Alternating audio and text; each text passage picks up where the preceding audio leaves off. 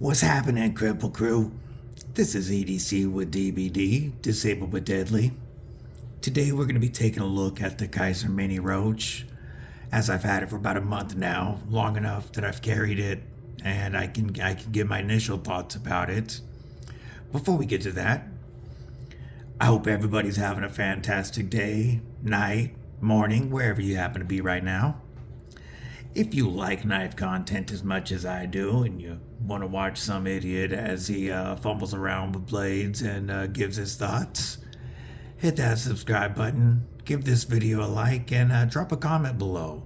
Let me know what you're carrying today, or if you have a mini roach, what your thoughts are about it.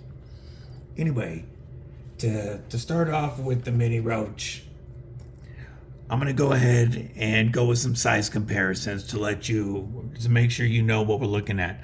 When I first got this knife, when I ordered it, the name Mini Roach kind of threw me off. I did think it was going to be a smaller knife. I was not expecting, a full-size medium to large EDC. It feels larger than it is because of the ergos, but it's definitely a bigger knife than I expected at first. So I want to give you a few size comparisons. We'll start off with something easy like the Civivi Elementum. In this case, the Elementum 2 button lock. Everybody's familiar with the Civivi Elementum by now. Almost exactly the same size. We're going to stick with a similar theme, a similar size, and we'll go with the CJRB Pyrite. In this case, the rose gold buoy pyrite. You can see that the pyrite is definitely slightly longer. It has a little bit more blade, definitely a little bit more usable length, but very close in size. We'll give two more size comparisons. How about sticking in the Kizer family, another similar sized EDC, the Kizer Drop Bear, though they're definitely about the same length. The Mini Roach with that wide blade does make the Drop Bear look quite a bit smaller. And let's go with the Dimco AD 20.5. In this case, the DLT exclusive 3V Tonto. And once again, you're looking at a knife that's very similar in length. The AD 20.5 definitely has a little bit more handle on it, but they're very close in length, so that should give you an idea.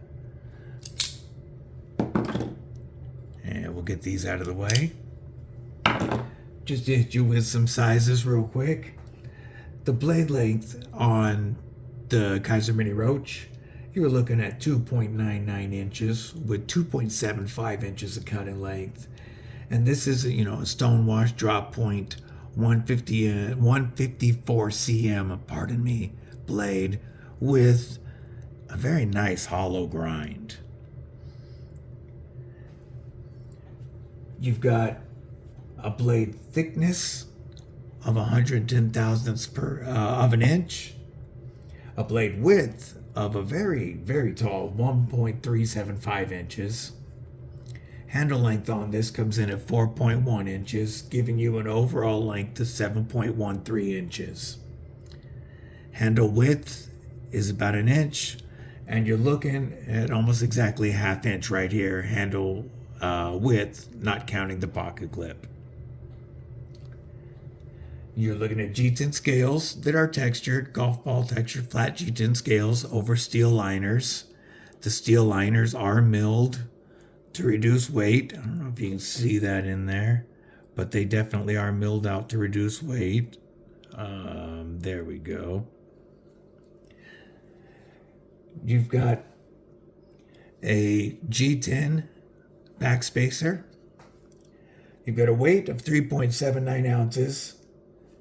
And then it's running on ceramic ball bearings. You've got flipper action, which is snappy, very snappy, whether you're doing light switch, push button, doesn't matter. Then you've got the opening hole. And it just That detent is perfect. This blade rockets out no matter which deployment you use.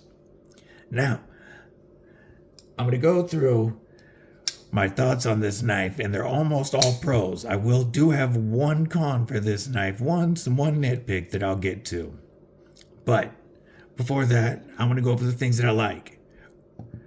Starting with the design, I do like that the hardware's blacked out. I like the black pivot collars. I think it looks good with the black clip, which, by the way, is a deep carry clip that is mounted, that is set into the scale with inset screws, but it is not reversible.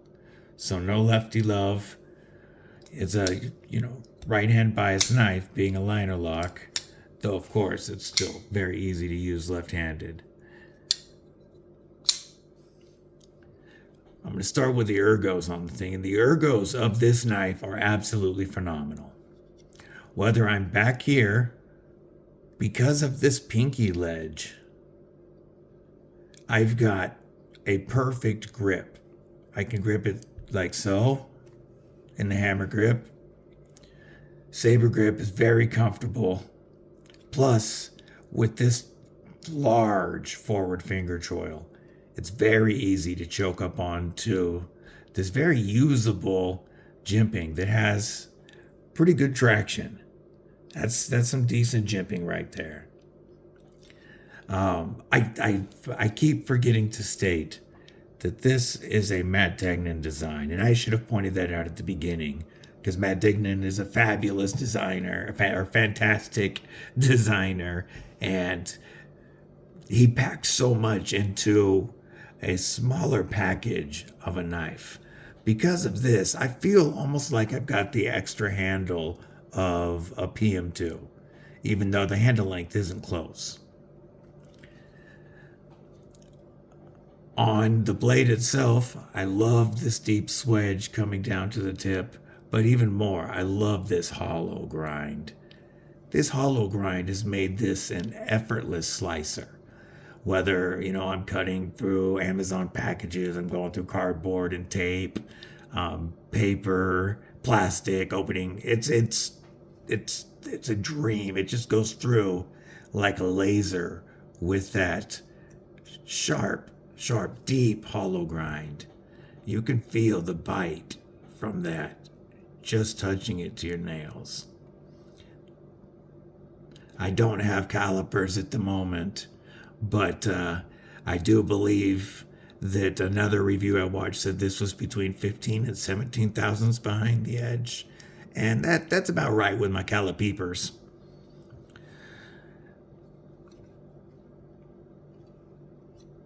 My only negative that I have with this knife is that besides the pivot, which is captive, which is awesome, running on ceramic ball bearings, very, very smooth, is all the hardware is T6. And for a while, I've heard other reviewers talk about how they wish that all knife manufacturers would go to at least T8s. And I never experienced an issue with it. Didn't bother me. Till I got this awesome knife with a removable flipper tab. And even though the flipping action is insane, I prefer the middle finger flick. And I wanted to get rid of this flipper tab so that I could have a little more choke up room here in this, rather large choil, which does give you plenty of sharpening life. You can see where the plunge grind ends. And then you've got sharpening from here all the way up. So plenty of sharpening life. But I wanted this little extra room for my finger, and I just wanted to feel the knife without the tab. I took it off in my unboxing video, took the scale off the liner to get to the screw, and I thought it was my bit that was stripping, because it was a bit that the T6 that I'd used quite a bit. But I just got a new set of nice bits and tried to take it out, and that screw is completely stripped. It was in there so tight. It feels like it was Loctited, and it is such a narrow, dark, shallow screw. It doesn't need to be. But I believe that was Loctited in. It's stripped. I can't get the flipper tab off.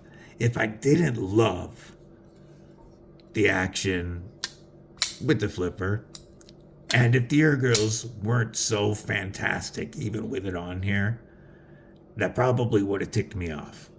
Luckily, I love the knife just like this, and if it didn't have a removable flipper tab, it never would have bothered me. If it would have had a T8 screw or no Loctite and didn't strip, never would have bothered me. Would that stop me from buying this knife again? Absolutely not. I plan on buying another one. I want the black version as well, with the black G10 and the blackout blade. They're not at the $37 that they were last month, quite a bit. But right now they are $48 for this one on Amazon.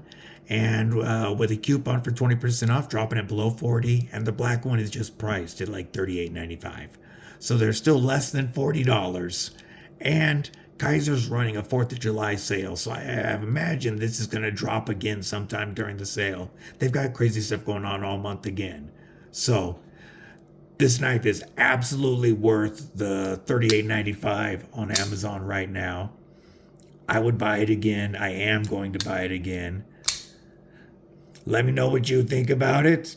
I hope this has been informative or semi-entertaining. If not, oh well, I did it anyway. I hope y'all have a fantastic evening. Stay deadly.